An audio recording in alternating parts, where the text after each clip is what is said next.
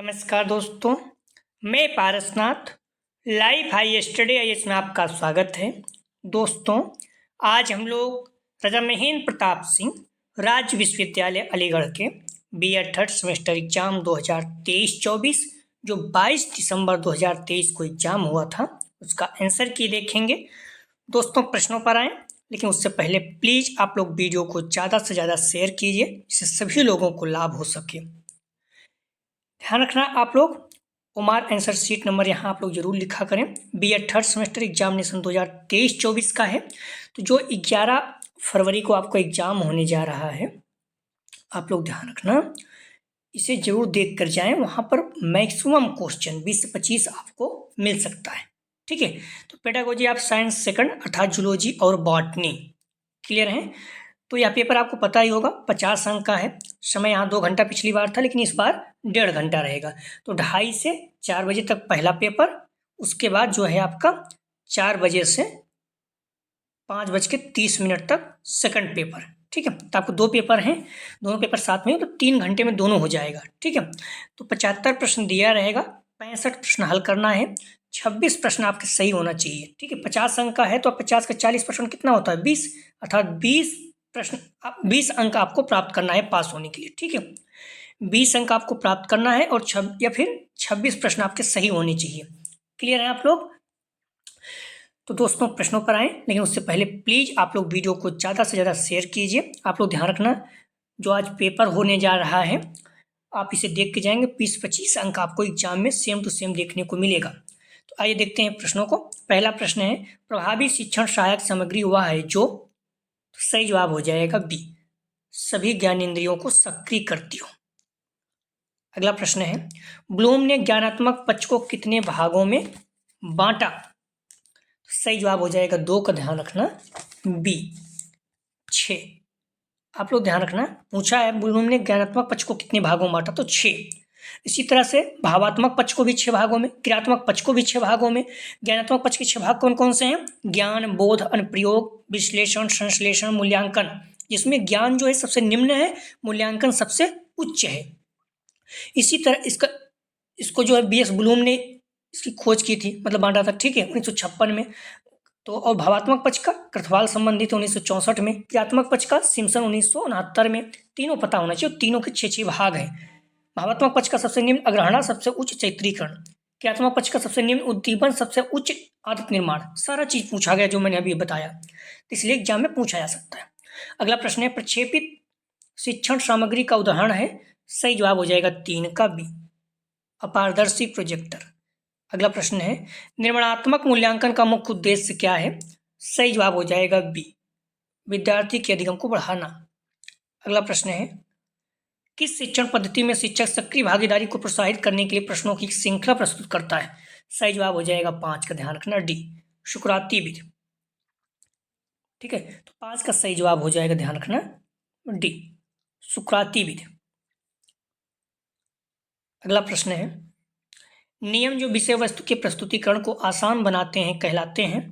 सही जवाब हो जाएगा 6 का बी, शिक्षण के सूत्र। अगला प्रश्न है, इनमें से किस कौशल से पूर्व ज्ञान का पता चलता है? सही जवाब हो, इनमें से किस कौशल से पूर्व ज्ञान का पता चलता है? सही जवाब हो जाएगा बी, प्रस्तावना कौशल। अगला प्रश्न है, सूक्ष्म शिक्षण चक्र में शिक्षण के कितने मिनट होते हैं? सही जवाब हो जाएगा 8 का सी, 6 मिनट। ठीक है, माइक्रो की बात कर रहा है यहाँ पर। अब देखिएगा मैथ में भी पूछा है। ठीक है, माइक्रो 6 मिनट, और यही माइक्रो होता तो, अगर माइक्रो होता तो ध्यान रखो 35 से 40 मिनट, कुछ ज़्यादातर 36 मिनट रहता है। ठीक है, तो यहाँ माइक्रो, मैथ में भी पूछा, बायोलॉजी में भी पूछा। मैंने बताया ना, मैक्सिमम चीज़ें क्या है, हर जगह कॉमन ही है। ठीक है, अगला प्रश्न है, तो 8 का सही जवाब हो जाएगा, ध्यान रखना, सी 6। अगला प्रश्न है 9, उच्च प्राथमिक स्तर पर जीव विज्ञान शिक्षण का सबसे महत्वपूर्ण उद्देश्य क्या है? सही जवाब हो जाएगा 9 का बी, तर्कसंगत सोच विकसित करने के लिए। अगला प्रश्न है 10, पाठ्य योजना निर्माण के लिए पंचपदी प्रणाली किसने दी? सही जवाब हो जाएगा 10 का ध्यान रखना, बी, हर्बर्ट ने पंचपदी प्रणाली दी। मैथ में भी ये पूछा गया था, उसने क्या किया था, हर्बर्ट ने पंचपदी प्रणाली, या फिर हर्बर्ट ने पाठ्य योजना के लिए कौन सा प्रणाली दी। तो उस तरह से घुमा के पूछ रहा है, लगभग हर जगह पूछ लेता है। ठीक है, 10 का सही जवाब हो जाएगा बी। अगला प्रश्न है 11, इनमें से कौन भावात्मक पक्ष से संबंधित नहीं है? मैंने क्या कहा, ज्ञानात्मक, भावात्मक, क्रियात्मक, तीनों के 6 पक्ष हैं। अब इसमें भावात्मक पक्ष पूछा है। भावात्मक पक्ष के 6 पक्ष कौन से हैं? अग्रहण, अनुक्रिया, अनुमूल्यन, विचारणा, व्यवस्थापन, चरित्रीकरण। तो अब इसमें देखिए कौन सा नहीं है। ठीक है, ग्रहण है, अनुप्रयोग, अनुक्रिया, तो अनुक्रिया तो है, अनुप्रयोग किसमें का है? ये ज्ञानात्मक पक्ष का है। सही जवाब हो जाएगा, ध्यान रखना, बी। 11 का सही जवाब हो जाएगा बी, क्योंकि अनुप्रयोग ज्ञानात्मक पक्ष का है, भावात्मक पक्ष का नहीं है। भावात्मक पक्ष का सबसे उच्च कौन सा है? चरित्रीकरण। सबसे निम्न कौन सा है? अग्रहण। सारा चीज पूछा गया, जो मैं बोल रहा हूँ एक एक शब्द ध्यान रखना। अगला प्रश्न है, विज्ञान मेले क्यों आयोजित किए जाते हैं? सही जवाब हो जाएगा 12 का सी, छात्रों के वैज्ञानिक अभिरुचि के प्रकाशन हेतु। अगला प्रश्न है, सिलेबस अंग है, syllabus is a part of. सही जवाब हो जाएगा ए, पाठ्यक्रम। ठीक है, करिकुलम। तो 13 का सही जवाब हो जाएगा ए। अगला प्रश्न है, जीव विज्ञान शिक्षण में निम्न में से कौन सी पाठ्यसागामी क्रिया है?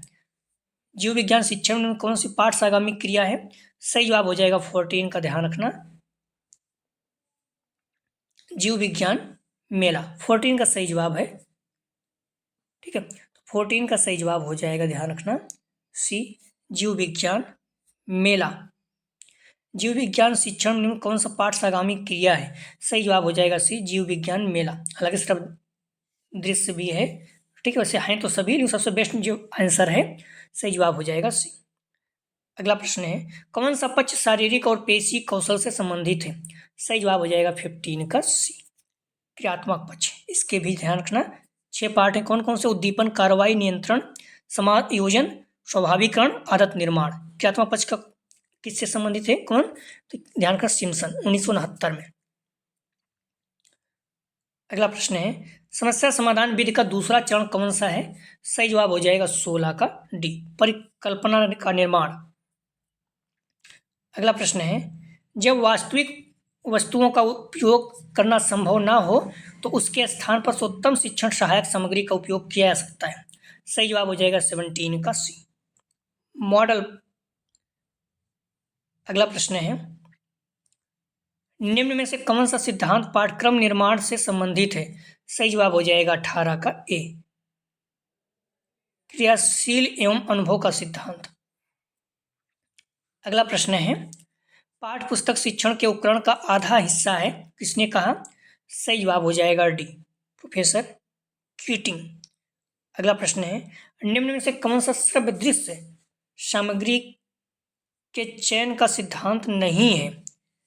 सही जवाब हो जाएगा 20 का बी, अध्यापक केंद्रितता का सिद्धांत। श्रव्य दृश्य मतलब सुनाई भी दिखाई भी दे, उद्देश्य पूर्ति का सिद्धांत, रुचि अभिप्रेरणा का सिद्धांत, छात्र केंद्रितता का सिद्धांत। सही जवाब हो जाएगा 20 का बी, अध्यापक केंद्रितता का सिद्धांत। अगला प्रश्न है, मेंडल ने किस नियम का प्रतिपादन किया? सही जवाब हो जाएगा 21 का बी, अनुमानुषिक की।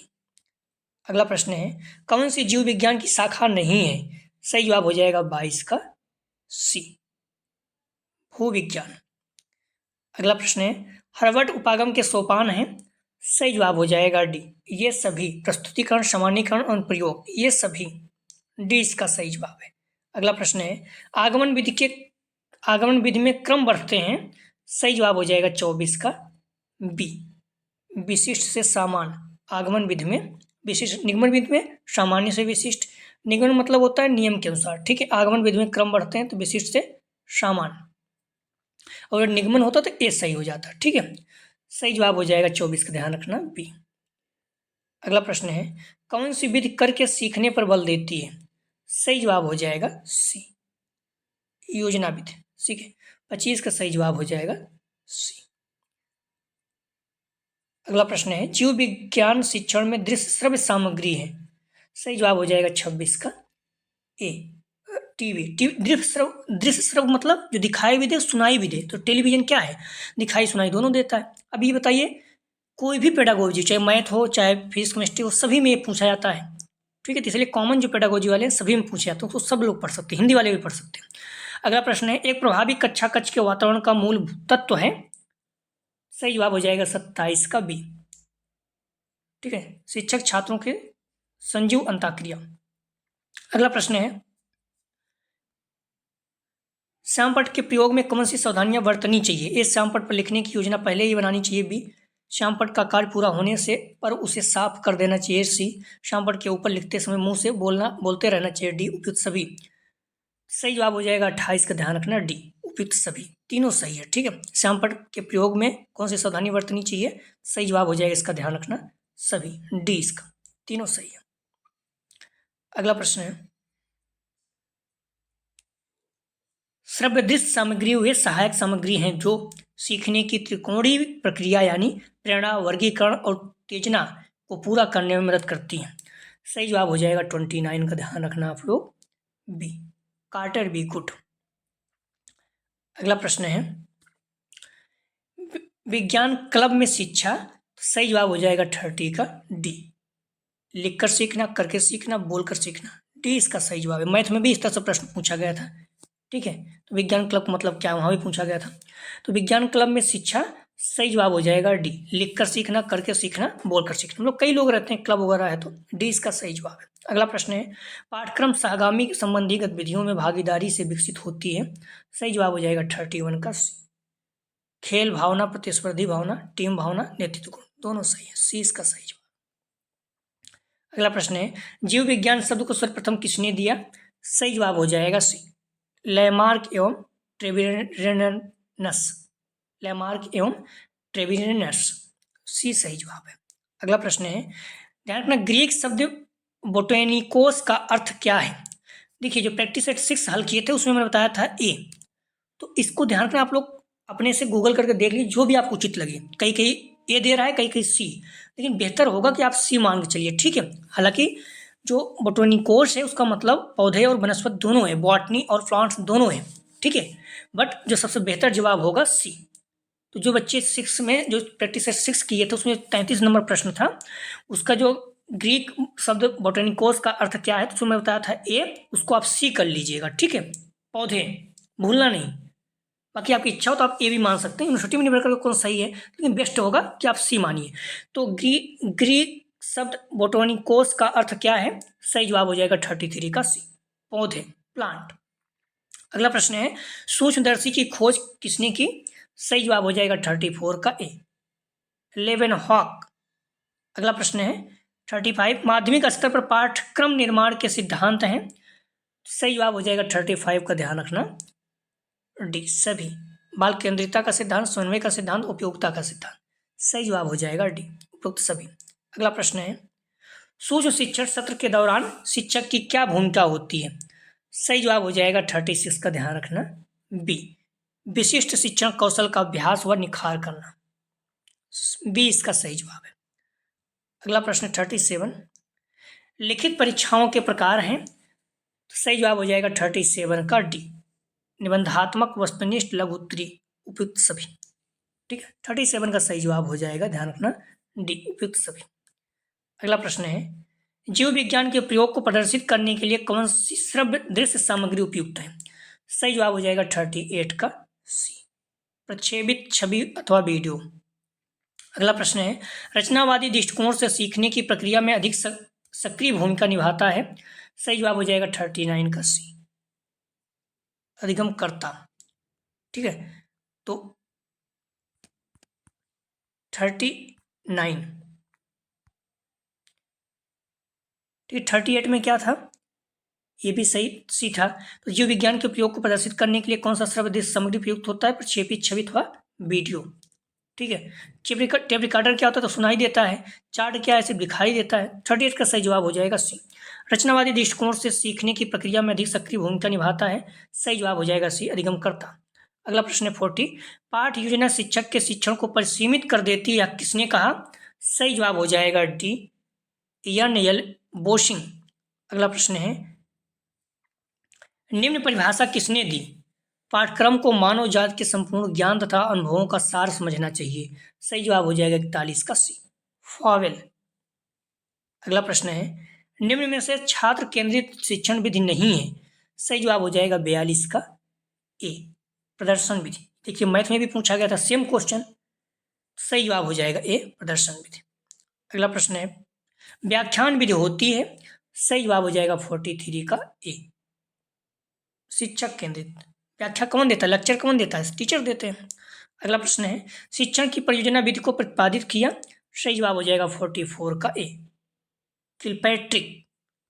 अगला प्रश्न है इनमें से कौन सी शिक्षण विधि नहीं है, सही जवाब हो जाएगा 45 का डी टोली विधि नहीं है, बाकी निगमन आगमन प्रयोगशाला विधि है। अगला प्रश्न है निम्न में से किस विधि को ह्यूरिस्टिक विधि के नाम से जाना जाता है, सही जवाब हो जाएगा सी खोज विधि को महत्वपूर्ण पूछा जाता है। अगला प्रश्न है सूक्ष्म शिक्षण में किसका विकास होता है, सही जवाब हो जाएगा डी कौशल का स्किल डेवलपमेंट। ठीक है, तो माइक्रो टीचिंग में किसका विकास होता है, कौशल स्किल। अगला प्रश्न है जीव विज्ञान शिक्षण में ब्लूम के ज्ञानात्मक स्तर में कौन सा पद संबंधित नहीं है, सही जवाब हो जाएगा 48 का ध्यान रखना आप लोग डी ग्रहण करना। पूछ रहा है जीव विज्ञान शिक्षण में ब्लूम के ज्ञानात्मक स्तर में कौन सा पद संबंधित, ज्ञानात्मक पक्ष के 6 कौन कौन से हैं, ज्ञान बोध अनुप्रयोग विश्लेषण संश्लेषण मूल्यांकन। तो ज्ञान बोध अनुप्रयोग तो है, ठीक है, ज्ञान बोध अनुप्रयोग है, लेकिन जो ग्रहण है ध्यान रखना ये भावात्मक पक्ष का है, सही जवाब हो जाएगा डी।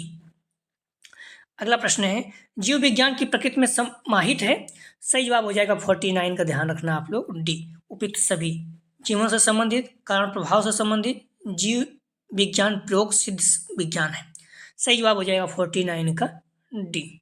अगला प्रश्न है 50 जीव विज्ञान का जनक किसको कहा जाता है, सही जवाब हो जाएगा सी अरस्तु को।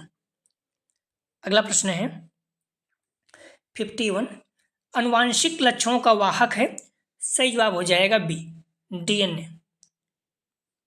अगला प्रश्न है सिम्पसन ने क्रियात्मक पक्ष को किस वर्ष प्रस्तुत किया था, सिम्पसन ने, सही जवाब हो जाएगा 52 का सी 1969 में। सिम्पसन ने क्रियात्मक पक्ष को 1969 में प्रस्तुत किया था। ठीक है, बीएस ब्लूम ने ज्ञानात्मक पक्ष को 1956 में, क्रथवाल ने भावात्मक पक्ष को 1964 में। तीनों को पता होना चाहिए आपको, ठीक है। तो ज्ञानात्मक पक्ष का बीएस ब्लूम, भावात्मक पक्ष का क्रथवाल, क्रियात्मक पक्ष का सिम्पसन, और तीनों को 6 पक्ष हैं।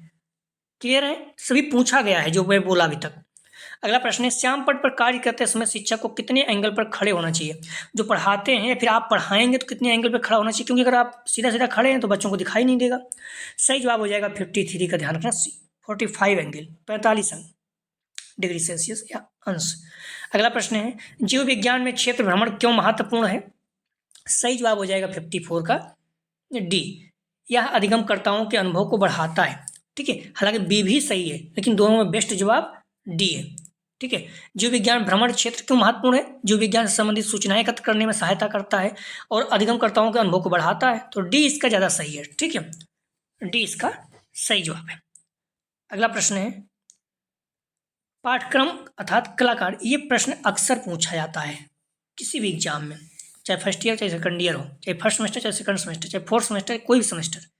तो पाठ्यक्रम कलाकार शिक्षक के हाथ में एक साधन है जिससे कि वे पदार्थ अर्थात शिक्षार्थी को अपने आदर्श अर्थात उद्देश्य के अनुरूप अपनी चित्रशाला अर्थात स्कूल में चित्रित कर सकें। यह कथन किसका है, तो पत्रकार कला पाठ्यक्रम कलाकार के हाथ में एक साधन है जिससे कि पदार्थ को अपने आदर्श के अनुरूप अपनी चित्रशाला में चित्रित कर सकें। यह कथन किसका है, सही जवाब हो जाएगा बी कनिंघम का है। महत्वपूर्ण है, मोस्ट इंपॉर्टेंट रखिए, लगभग हर साल पूछा जाता है, इस साल भी पूछा जाएगा।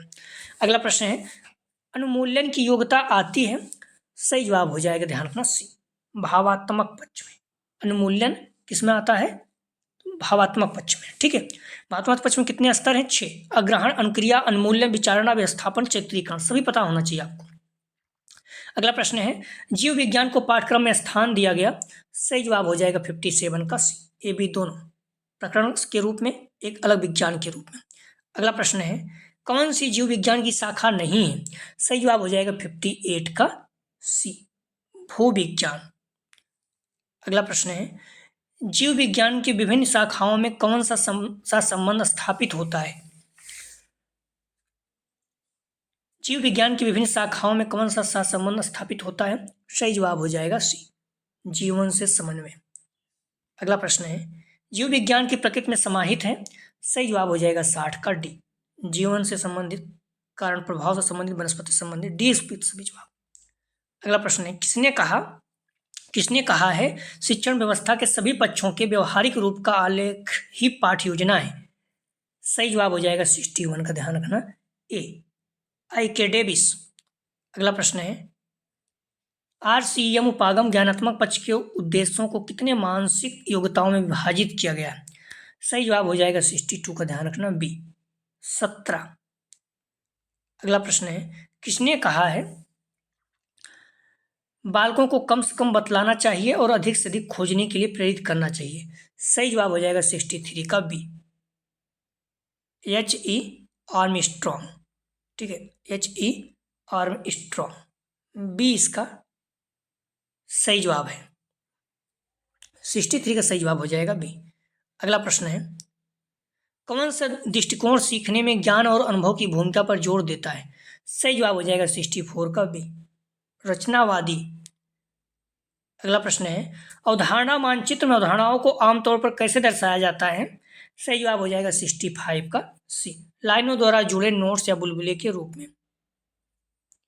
अवधारणा मानचित्र में अवधारणाओं को आमतौर पर कैसे दर्शाया जाता है? सही जवाब हो जाएगा सी, लाइनों द्वारा जुड़े नोट्स या बुलबुले के रूप में। अगला प्रश्न है, निम्न में से कौन सा विशिष्ट उद्देश्य का उदाहरण है जो श्रोता को सम्मिलित करता है? सही जवाब हो जाएगा 66 का ए, छात्र एक शोध पत्र लिखेंगे। कौन सा उद्देश्य का उदाहरण जो श्रोता को सम्मिलित करता है? सही जवाब हो जाएगा, ध्यान रखना ए, छात्र एक शोध पत्र लिखेंगे। अगला प्रश्न है 67।